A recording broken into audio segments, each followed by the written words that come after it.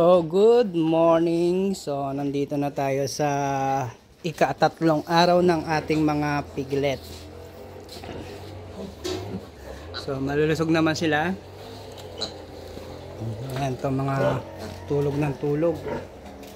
So, bali mapapaga tayo ng pagkakapon dito mga kapigmate. So, day 3, magkakastration na tayo sa mga to.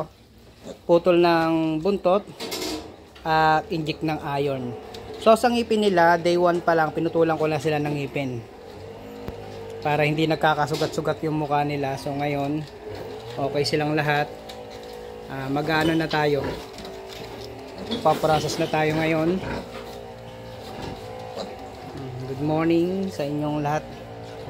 So, wala nang nagtatayo dito sa mga piglet natin na to. So, kahit wala tayo ditong brooding light o pampainit o heater sa ating mga piglet, ay walang nagtatay sa mga piglet natin. Saka malalakas, inahin natin malalakas. So nakaligo na yung inahin natin. So napaliguan ko siya kahapon ng umaga, saka kahapon ng hapon. Siyempre pag nagpapaligo tayo mga pigmate, kailangan ibukod nyo lang yung mga piglet nyo.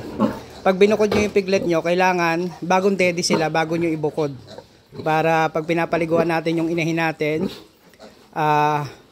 mapaliguan natin ng ayos, tapos yung kulungan ng inahin natin. Kaya mas maganda kung bagong dede yung mga piglet, para hintayin muna natin matuyo yung kulungan niya bago ibalik yung piglet. So ganun po ang ginagawa ko para hindi malamigan yung piglet natin. So dito ko nilalagay yung piglet.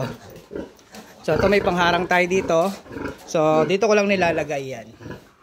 Dito ko lang nilalagay yung piglet para hindi maabot ng isang inahin at para makapagpahinga rin sila, makatulog. Tapos yung inahin natin saka natin pinaliguan. So ganun yung ginagawa natin mga kapigmate. So good morning, good morning.